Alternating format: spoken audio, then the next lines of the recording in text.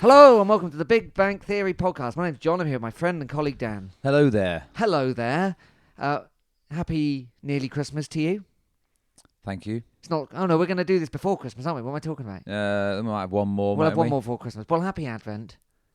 Thanks. Don't usually celebrate it. Do you not have a calendar? Besides having, I do have a calendar. Yeah. So you do celebrate it. Well, I mean, I've got a calendar because despite my advancing years, my mother still buys me one. Lovely. And this year, one of her current causes is no palm oil. You know. Oh yeah, no palm oil. Yeah, sure. So I've got this massive, huge Tony's Chocolonely, which I thought it was called Tony Chocolonely.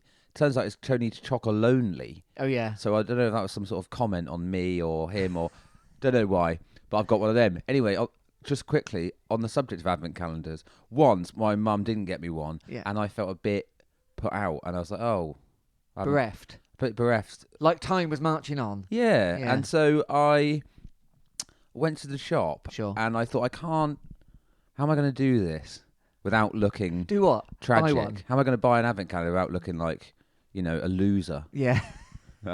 So I bought two, thinking, well, if I buy two, the person selling me them will assume that they're for my children. Yeah. Or that you're a big fat pig. Which I don't have. And so I didn't look like anything like a loser at all. No. And I had two advent calendars.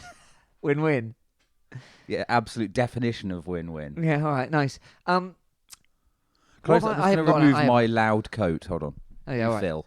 Well, I haven't got an advent calendar this year, but I've got a candle which I'm burning down in preparation for the Christmas day. So happy Advent to you and your two calendars, or one this year. Your posh one this year, no Very palm posh. oil.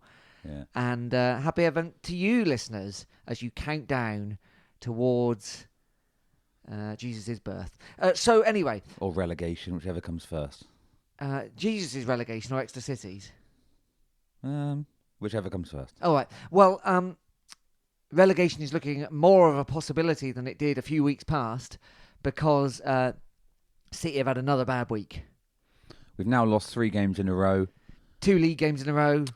2 home games in a row. Yeah. Oh. Exeter City 0. Tranmere Rovers 1. We were done. It was very disappointing. It was disappointing. There's obviously we're missing some key players. So there's obviously you'll know listening to this we're out without Sam Nombe for the next while, and Tim Dieng's still not back, and Nigel Atangana's still not back either. Yeah. Now we talked a lot about the squad depth, haven't we, before? How it's been a lot better this season. It seems to be a lot better this season than it has been before. Yeah. And I think that's true. Yeah. I do think that's true. However, I think at the time when we were kind of sort of really banging that drum, we'd sort of failed to realise, the squad's good and deep, and there's lots of good players in there. But if certain players get injured, then we're really in kind of bit of trouble, and that's what seems to be happening here. I suppose it's kind of unfortunate that Dieng and Atangana are out because we got all the other we got plenty. And Nombe at the same time. Well, definitely that as well. But it does show that as deep as it is, it's still fragile. Well, those two are the most similar, I suppose, Dieng and Atangana. So we've got loads of the other kind of midfielder. So that's hard to take. But I mean, on Saturday, for me, the really disappointing things were, like, let's just put it out there. The referee was terrible. And he was terrible. Yeah. But it didn't cost us the game. We would have lost that game anyway, the way we played. No, absolutely, yeah. But he was terrible. Thing number 2, we had an awful lot of crosses into the box, particularly corners. How many corners? And I don't think we got. Definitely didn't get on the end of any. I don't think we even got close. Didn't feel like we got close, did it? It almost seems like a waste of time, or a waste of a. It's better not to have the corner. Yeah, that's what it feels like. Yeah, because then we've all come up, and then the goalkeeper's got the ball, and he's obviously noticed we've all come up. Yeah, he's caught it. He's not even had to fall on the ground often, and then out it goes. It's better to have a goal kick against us. Yeah, George Ray's scored a header in recent times. Yeah, so we are capable of it. Other than that, it's mostly been Tim Dieng between the aerial threat from crosses, and obviously he's out. But I don't know how many it is. A lot of corners, and no threat on any of them is a shame. And you're right about the ref. He was bad, but the main thing that's annoying about him is he just kind of slows the whole thing down to such a, like every single thing that happens, he has to make a big song and dance about every little foul, and then setting it all up and taking forever to like set up corners and set up free kicks and all this stuff, and it's just frustrating. Did you see him? We're used to bad refs, but it's just like it was the kind of the nature of the performance. Did you see him in the? Must have been the first half because Tranmere were attacking the big bank, and he started going absolutely ballistic, like to the extent where I could hear him because the wall wasn't back far enough, right? But at this point, he hadn't done anything. He hadn't paced out the wall. He certainly hadn't drawn his stupid white line. He's really got to be in his bonnet, like, you're not back far enough. And it was all that kind of stuff, like, I don't want to be that... I honestly don't want to believe, because otherwise you'd start being a conspiracist or something, but I don't want to believe that referees just want to make it about themselves, but... No, that's not a conspiracy. That's not the conspiracy, though. They absolutely do. Well, he really seemed like he was.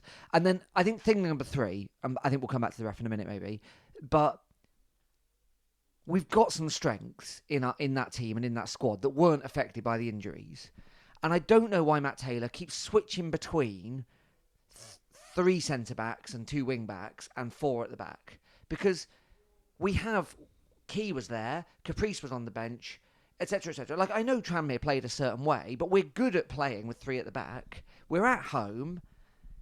As we saw, Tranmere had enough chances. They're not like some dynamite finishers who can't give them any chances. It just didn't make any sense. So our attacking play was just like... tapping it around, the sideways pass, the sideways pass, the sideways pass, turn, sideways, turn, sideways, turn. Can it go that way? No, the side. Like when Josh Key had a chance, like Josh Key didn't have his best game. I think he did okay. He did okay. He kept falling over, didn't he? Which I think is probably tarring He fell over a couple of times. He's the only one who created anything. He's the only one that created anything. Just give it to Josh Key. And then when Caprice came on, he looked at least like. I don't think Caprice is the best passer. We've said it before. So he needs to kind of get into the game, but he does put panic into the defence. Yeah, I guess the idea for currently is with the switch is because we haven't got Nombe up front. I get that.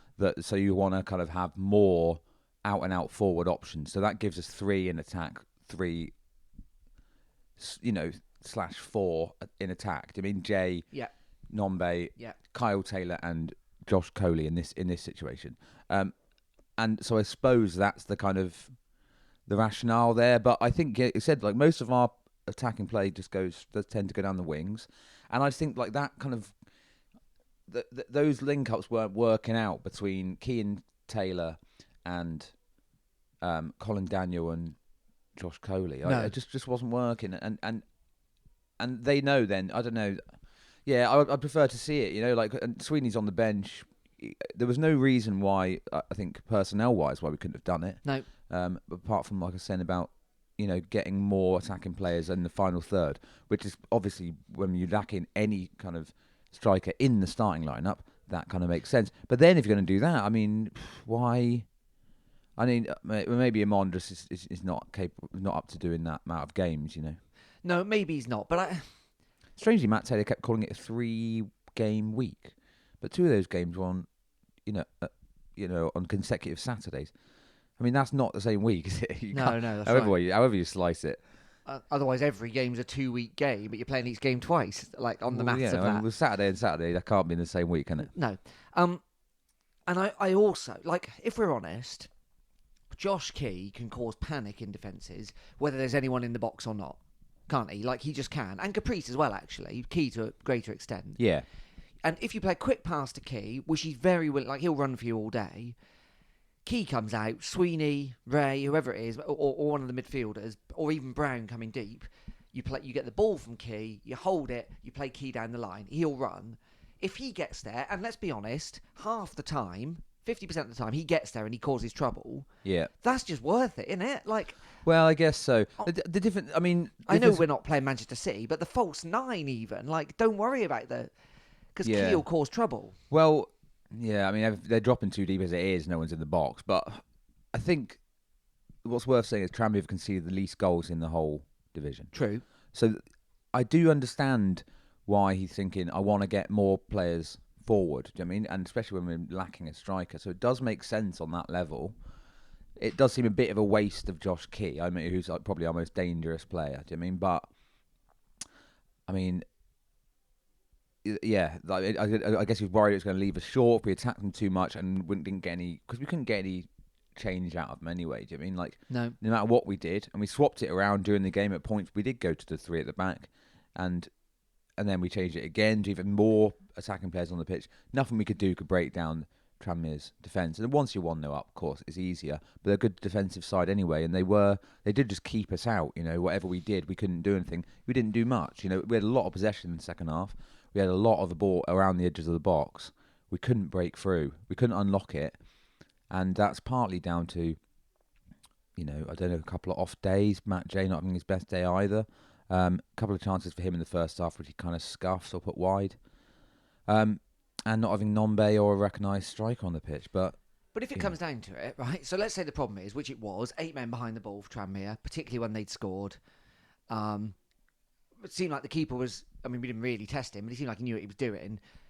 You're not going to get any chances like either playing the ball through, like the gaps you've got are minimal. You're not going to get many chances putting it over the top because there's no space. So then your chances come from the corners or those kind of set pieces. Yeah. And so then it's insane how bad they were. And I don't know. I don't know who to blame. I think I do.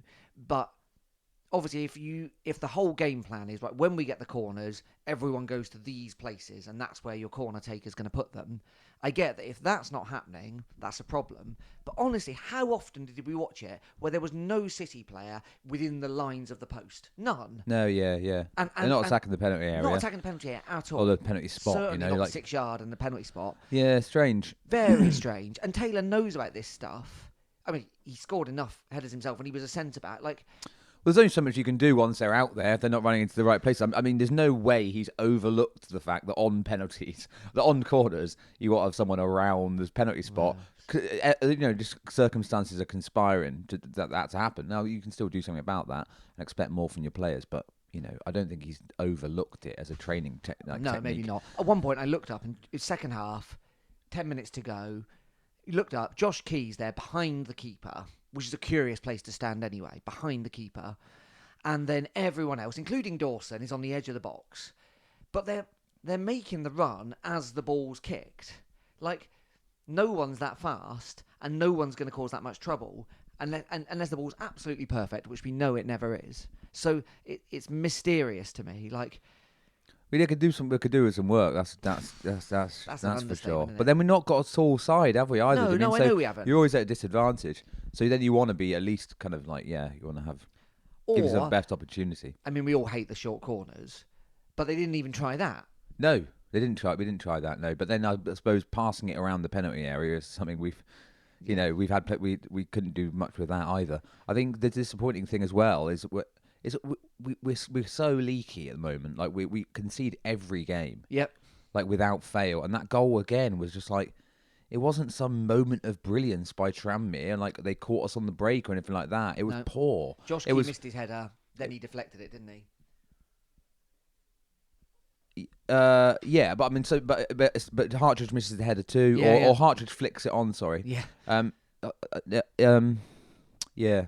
I think Key's one was in the game before. Well, maybe the deflection one was that's the match before. But it's Hartridge's head, isn't it? And then whether it comes either not close enough to Key for him to get it, or whether he could have got it, I don't know. But then his deflections. I think no, Key's on the other side of the pitch, mate. That's Josh Key's deflection. That was a week before. Really? Yeah, that's Tuesday night. Brain. So the cross comes in from the right hand side. Colin Daniels not close enough to him. Oh, well, he Daniel, is, but Colin Daniels is can't react quick enough, and everyone in these leagues is going to put their, and this is where the debate over who to have on the playing, whether you play a 4 at the back and your option is a kind of aging fullback. He can't react quick enough. All these teams are going to put their quickest, youngest, kind of most skillful players on the wings because that's how everyone attacks in League Two. Yeah. But so he just gets turned too quickly. He's too far away from his man. The cross comes in. Hartridge can't do enough with it. We're just leaky. I mean, you've got to be tighter to your man. I mean, and they get an easy goal basically. And Dawson kept us like he couldn't have done nothing about that one, but he made another 2 or 3 really good saves. It was a didn't save he? from the free kick in the first Saving half, the free and kick it in the comes first straight half. through the gap in the wall, and then a really good one-on-one in the second half. I mean, they're both kind of straight out. Like, they're ones you expect him to save, and it's like, yeah, good, okay, but he's doing his job well, you know. But the same can't be said for other areas of the pitch. Well, it's one-on-one. Like, you're right. Most of those were the free kick withstanding. He shouldn't even be in those situations. There's loads of defenders around, and yet suddenly there's a striker with time and the ball. Yeah.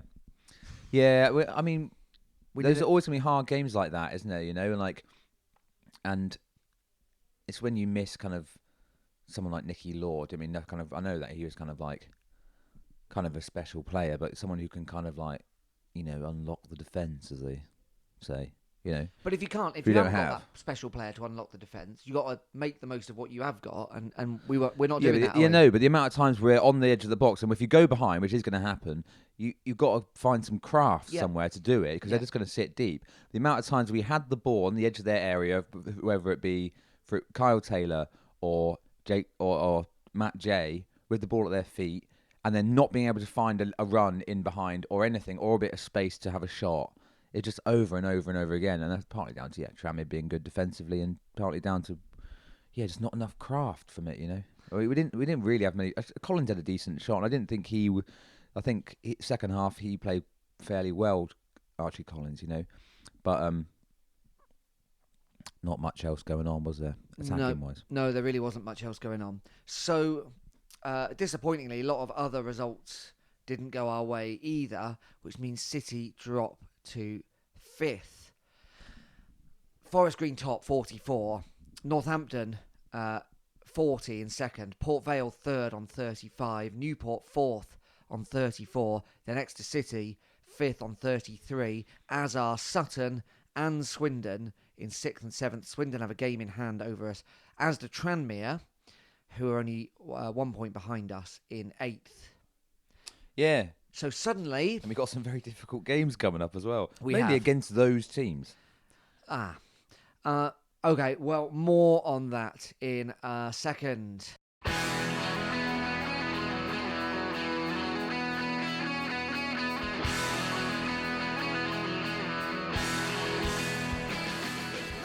Welcome back to the Big Bang Theory podcast. Remember, you can get in touch with us in all the normal ways. We're on email, bigbankpod@gmail.com, on Twitter @BigBankPod, and on Facebook as well, the Big Bang Theory podcast. Thanks to Nick for getting in touch with us. I hope you managed to find some stickers on Saturday. If not, drop us a line and we'll post a couple your way. Well, he won't be able to find any because we didn't put any anywhere. Oh, is that right? Oh, well, I'll post you some, Nick. I was preoccupied. Well, yeah. With? Can't remember now. Oh, well. Sorry, Nick. Hope you didn't travel down just for them. But anyone else wants to get in touch with us about all the hot topics, you can do. The big kind of transfer news, there's 2 things, aren't there? Matt Taylor said that because of the Nombe injury, and anyway, we're looking for a striker in January. Yeah, always a great time to try and buy a goal-scoring striker, the January transfer window. We'll see. Might be a loan, I suppose. Could happen. Didn't we buy Stockley in January or something? Or did we sell him in January? I can't remember that either. We definitely stole him in January. Someone got a good striker in January at one point then, didn't they? Paid for the cash. And the other news is that Jack Sparks has gone out on loan to Torquay United. Yeah. For a month. I think it says something like initially until January the 8th. Yeah. Now, apparently, Torquay have got a gap then, so they got 2 weeks off after January the 8th. So, I don't know what that means. What do you... I mean, there's some conspiracy theories going around about this. You heard these? I don't know. Get him absolutely up to speed for when Josh Key leaves. Okay, yeah. Which kind of makes sense. I mean, I think it will get him up to speed anyway. Position, but yeah. But, you know, they'll do a bit of rejigging, won't they, around Caprice and all that? Yeah. I guess. I can't even remember what Caprice is like on the right-hand side. It's been so long. No, me neither, really. Bit better than he is on the left. Well, that's pretty good. So, yeah, Sparks has gone down to Torquay. Some people are like, oh, we could do with him now, which I think is also true, but I don't suppose he's match fit. Well, I know he's not. Well, yeah, no, he's not. But then we've got kind of, yeah. I mean, I think that's fine. Just go and get play some games. I mean, it's a bit. If he's not fit, then that makes perfect sense. Yeah. I mean, He's played a couple of things, hasn't he? yeah. I don't really. It does seem a bit odd. Yeah. Because he already played for the first team. That wasn't a full game, was it? Or was he it? didn't quite play a full game. It was a while ago now, Mm. and there's been opportunities when he could have come on and played. I think is he not a better option than Daniel. Charlie? What's he called? Colin. Daniel. I don't know. Maybe he's not. Jack Sparks played almost the whole of last season, so it's not like he's he's not quite ready for the first team yet. No. So it can only be a fitness thing or whatever. I think it's a shame. I think it's a lot. I think it's overstated how important he is, that he's rapidly fast. I think he's a good player. He can actually cross the ball and can actually cause Trouble. Yeah, and he's skillful. When we played against Leyton Orient, the game where he broke his collarbone, started all this. He was actually kind of almost all the play was going through him, and obviously we lost that match, but I don't know. Well, anyway, he's out for a month, so I'm assuming we'll see him back in January, but who knows? And then, this mystery striker. What's in the mystery box? Nothing good. I mean, he pulled Nombe out of the bag, and he pulled Giovanni Brown out of the bag. I know that, but that's you got time. That's not in January, No, that's true. Whatever happens, no one's going to let go. Everyone's going to do their absolute best to not let anyone who's a goal scorer go in January, surely, because you think well, what if our main strikers get injured and then we need to bring this person in? They can get goals. It's a tough task. That's why I guess the only real options are you either spend big on the promising non-league player, or you. Even then, you're going to pay over the odds because they're not going to want to lose their strikers, are they? Or you get the lone player who presumably hasn't been playing much, or you get the one that's fallen out of favour, which could happen. But even then, you're still paying probably if they're good enough to be worth having. Exactly, and then like I said, you are going to pay because we're in this situation because our striker got injured. So that could happen to somebody else too, But Dan, I will say this: we didn't want to get rid of Amond, even when when people were about thinking, we've got to keep him, even when Nombe was fit. I suppose the thing is this: last year when Bowman didn't go and either wasn't the same since or just was on his general downward trajectory. No, he's had a decent time at Shrewsbury, actually, isn't he? So. Yeah. But we were like, we should have got someone. In hindsight, we should have tried to get someone. So I can see why Matt Taylor's trying to get someone. Yeah, absolutely, yeah. And I hope we do. And I think we probably will get somebody. And he sounds fairly confident. But you're right. It's not. The odds aren't in our favour, are they? No, I wouldn't have said so. But then we just need somebody at the moment. I mean, because the options, other than that, are, and I'm not going to stick in the boot into Ben Seymour, but I just think, aside from the fact that he's not being able to score goals in the first team, it's just not the right kind of player that we need. No. I imagine we'll be looking for some kind of big boy, won't we? That's your theory, isn't it? Because we haven't currently got a big boy. We don't Matt have Taylor likes one. a big boy. Well, and in winter we suddenly decide to play kick it up to the big boy up front, and then even if there isn't a big boy up there, we kick it up to them anyway. So it makes sense to at least have one, and whatever. I don't know what I think about that really. Maybe it is better to have different options in the team. Other teams do well deploying the big boy tactic. I mean, on occasions, Alex Fisher had some luck, didn't he? He didn't get much. He didn't get much in the way of chances, but then also he was tall, but he wasn't very strong or good in the air. No, but he did on occasion do something. So he's got that one goal, didn't he? That big left foot boot from outside the area. You get a better version of him. Yeah, well, that's pretty unlikely, isn't it? Yeah. A better version of I don't know. We'll see. Yep, we will see. So that's the kind of transfer. I mean, it's coming up close, actually, isn't it now? What are we now? It's soon, yeah. I can't even think what the date is. 13th or something, isn't it? Yeah. So actually, it's only 3 weeks. And it's open. Yeah, annoying timing that we could do them right now for this next run of games, couldn't we? All the games leading up to the January transfer window. And then I think we've got a Saturday off beginning of January-ish, haven't we? Not the New Year's Day one, but the following Saturday. Is that because Harrogate are in the cup? Yes. Right, okay. So that should give us time to secure the signature of and bed in our new super striker. Yeah, we can't wait to see. Yeah. You know what I'd like to see? You know what we haven't seen in a long time? What? Someone who's like from a part of the world a path not often trod. Okay. We've got someone in from Kuwait. That'd be a surprise. Yeah, I'd like that. Yeah. We've got someone in from Nicaragua. Yeah. No one's ever heard of him. No, but he could be great. Yeah. We've got this Latvian lad in. Yeah.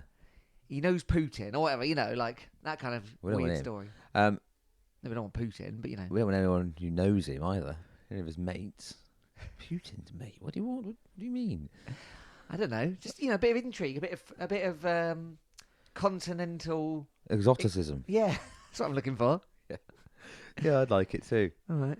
I don't know if we've ever had that, have we? Maybe we have in places. Well, yeah, I tell you who the most was old. I've forgotten his name. The one who knew Torres. He played with Torres. Oh, Bowser. Guillaume Bowser. Yeah, I had a good feeling about that guy when he came. He played with Etu. That's right. He played with Etu and Torres. Grown up with Torres, and he played with Etu. Yeah. Turned out. Well, he's very handsome and he's very clever, but he didn't get many minutes in on the pitch, did he? No, but that kind of thing. We missed that. Yeah.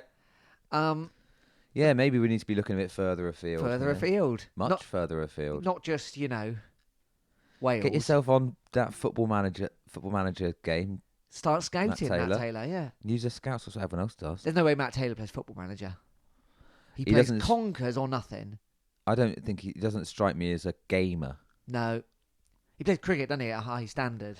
Yeah, there you Good go. cricket player, yeah. Anyway, coming up before the transfer window, of course, this Saturday is promotion rivals Port Vale. I'd be surprised if any football managers played the game Football Manager because, would you play a computer game that's just your actual job?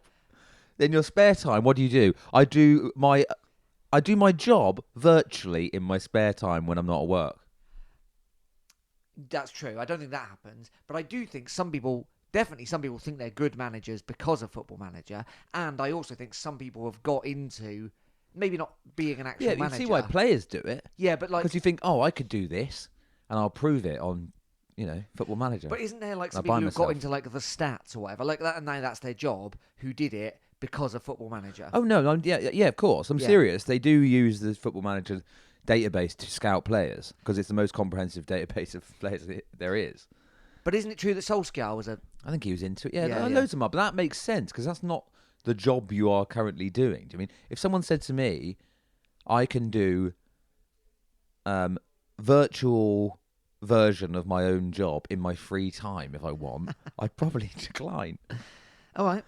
Well, you don't know until that computer game comes out. You don't know. You can't say for sure. Well, there's no such thing as a certainty, is there, in this life?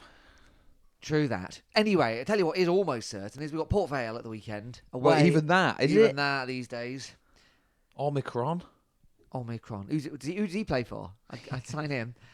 He sounds like he could do a job. Don't tempt fate. Oh, right. Anyway, this Saturday, all being well in the world of pandemics, we've got Port Vale away at Vale Park. Yes. Were doing really well. Had a good start to the season. They did, yeah. They're still doing all right. They've had a few, not so good results recently, mixed with some good ones. They lost at the weekend to Newport. It's going to be a tough one. It's going to be a really tough one. It's going to be a really tough one. Especially off the back of what we've been doing. What do you want to see? I do want to see a return to that last formation, and I want to see maybe Amon start. Yeah. I don't know how. I think possibly. Is there an argument for dropping Matt J back into one of those centre midfield places? I think there is an argument and having Brown play off of Amon. Yeah, certainly. I know it's not ideal. You don't want Matt J there, and he's probably no good at tackling or breaking up play. But I don't know. Well, he's a presence. He's a presence, isn't it? I don't mean like he's big, but I mean like he doesn't just stand around. No, I mean like kind of positionally. Do you know what I mean? I think Yeah. probably all those others probably would do that better than him, but it's a little bit of a case of trying to squeeze, some squarish pegs into some roundish holes. Yeah, it is. I'd like to see Caprice back. Yeah, I think it's got to be. I think Ray, Sweeney, and Hartridge. It's funny, Nick, because it's pretty. Well, leaky. Hartridge, of course, injured, and Sweeney at the weekend. And then are they? Do we know anything about their? We prospects? don't. I mean, as at the time of recording, I haven't checked. I mean, But I don't. I think it looks. Taylor sounded like we very much might not have one or the other or both. I think Grounds can do a job, can't he? He's been good the last couple of games he's come into. It's not ideal, but yeah, fine. Grounds can step Grounds in. Oh, with the other two thing, of we've got them. Sam Stubbs. So Taylor said Oh, Sam yeah. Stubbs is ready to go. Oh, did he? So maybe he comes in. I mean, And- that wouldn't be a negative. I'd be pleased. No, with that. the one thing I saw you think about him is he needs game time just Yes. to kind of get just to get a bit up to speed. But he looks really good in the air, and wonder if maybe he might be better on. Maybe he can get on the end of some attacking Well, play as well. he's not going to be any worse, is he? Probably not. No, And then we still don't know about Dieng, right? I think no. He the last thing I'm not sure. Maybe again there might be updates on this. He said about before the weekend just gone. He said they wouldn't be in contention for this week. So who knows? Maybe they might be able to. One or the other might be able to get a bit of time out there. We really miss him. Hope don't we? so. But really, I tell you what, I really want to see is just like a bit more direct. Shoot from distance. Don't wait because they on Saturday they did have some shots from distance, but they really waited. They had the opportunity for a shot from distance. They didn't take it. They play it round 5 times, then they shoot from distance. Yeah. And they're like, well, at least go when they're not Well, yeah, expecting it. exactly. Yeah. Save yourself some time. Yeah. And more likely to have some, catch someone off guard. Yeah. But yeah, you're right. Port Vale are no slouches. Although they've been as inconsistent as us, really. Well, no, we actually started to become quite consistent, aren't we? Yeah, well, that's true. Yeah. Yeah. If we do manage to get a win there, I Yeah. think we should then probably reward them with a nice trip to Alton Towers, only 10 miles or so away. Is that right? Well, Close enough. it's in that area, isn't it? Yeah, it is. Yeah, the potteries. Yeah. Go on Nemesis. Yeah. What's the other one called? Oblivion. I haven't been there for a while, as you can probably tell by my roller coaster references. You a fan of a roller coaster? Yeah. Yeah. But I tell you what is the queuing, isn't You it? don't like the ones that go upside down? No, I don't mind any of it. Okay. I think I'll have a go on that. But it's the like, I don't really understand how I'm always hoodwinked into a trip to Alton Towers, where because of the 2-hour queue on each ride, I get to go on 3 rides. Yeah. You know what I mean? Can't you do that thing, speedy boarding or something now? Where Probably. you pay more and you haven't got a queue. I'm not sure how that works. Yeah, no, they have a different gate, don't they? Yeah, no, but surely you still got a queue. Depends on how many people buy the things. I think they limit the speedy boarding. Oh, do they? Yeah. Right. Okay. I mean, it's once again, it's the rich shatting upon the poor, isn't it? Of course it is. Um, You know somebody who was offered £1 million to move their wedding from Alton Towers to another venue. yeah, that's not just that's so right. They took so £1 million. David Beckham's son could have the old place to himself, right? That's absolutely true. Yeah. That someone I worked with was booked in to go to a wedding at Alton Towers, and the groom was offered, could you move the wedding? No, we're all booked in. Well, would you move it if we paid for your next wedding? No, we're all booked in. We can't do that to people. Tell you what would you take? So this guy jokingly said, "Oh, I'd take £1 million." They were like, "Fine." And he's like, "Well, hey, hold on," because he kind of didn't expect them to agree. And he Well, I mean, take the £1 million and just get married at Thorpe Park. It's the same. They did. Well, I think they got married in the somewhere sunny, and then took everyone else to a massive party. Yeah. Wow. So that I think it was Brooklyn could have his birthday party there in an empty park. How many kids do you think Brooklyn Beckham invited? Because you're not just taking your 4 siblings, are you? I think probably to have a good time and to go on you need to probably have like 20 at least. At don't you? least. He's probably got quite a few friends, hasn't he, Brooklyn Beckham? Well, when you're at school, because I think he was Even like if they're 10 like at the time or whatever. Even if they're fair weather friends, like get them along. You'd probably, I don't know what school he went to, but you'd probably just crack it open to the whole year, wouldn't you? Well, maybe. You might have some enemies in there you don't want turning up at you. That's brutal, isn't it? You invite 50 and then the one kid that you've fallen out with, you don't invite. Or you bring them. Boy Keane's son. Or you bring them along and Yeah. then you leg it away from them, leaving them stranded alone in certain parts of the That's worse. park. That's you know, worse. That's more horrible. like you jump on That's you jump on one of the gondolas last minute, and when they haven't got time to, and then you're gone across the woods. You know, and they're just stood there like, oh God. Yeah. Without a gondola to sail in. Yeah. Why are we talking about that? Oh yeah, because I think if we get a result from this, because this is a big one, and in fact this is one of the biggest ones we've been. I don't know why. It's always quite hard going away. Because beating the top teams around you. I mean, the top teams, the ones that are at the top, away from home, is away, the kind of sort of thing that gets you promoted. Yeah. I guess I was expecting we might do something against Northampton, which we failed to do. And so then I was thinking, well, Port Vale's going to be the big challenge, isn't it? But I mean, I'm not optimistic, Dan. I got to be honest. Well, why would you be? Why would I be? I mean, normally I am optimistic, I suppose. That's why I would be. But I'm not feeling it for this one. But then, stranger things have happened. And, and City sometimes it's not are sublime, aren't they? Yeah, and we've not just, it's not, the whole team isn't Tim Dieng and Sam Nombe. Obviously, they're two of the best players. Yeah. But the rest of them aren't, total idiots. They can do something still. Do you know what we realised? I'd like to see a Nombe back in, like I said before, and then not Nombe, sorry, Amond, and then I think I'll be happy. Oh, Amond is an anagram of Nombe. No, not quite. No, not even close. I tell you this about Nombe. He's a good player, like no doubt at all. But from the moment he came on the pitch that we saw him, back in August, when we went up to Weymouth even, he's just got the air of, yep, I'm going to make something happen here, hasn't he? Even when I hadn't even seen him touch the ball. Yeah, he has got this sort of supreme confidence, which is exactly what you need in a striker, fair enough. Yeah. But in all the strikers we've seen in a year, I can't think of a striker we've ever had like that. Not even the best ones. Not Watkins, not I think Stockley. Curitan had a bit of that. Maybe he did. But Nombe's just like... Steve Flack had a lot of front. He did, with not always with... he didn't quite have the kind of, the technical ability to back up Flacky. But what's interesting with Curitan is, of course, he played at a lot of teams and scored a lot of goals. Nombe hasn't really, and yet he's still got this, something's going to happen here, lads. Yeah. Which I think we really miss. Because Jay, as good as he is, and he is as good as Nombe, he doesn't have that.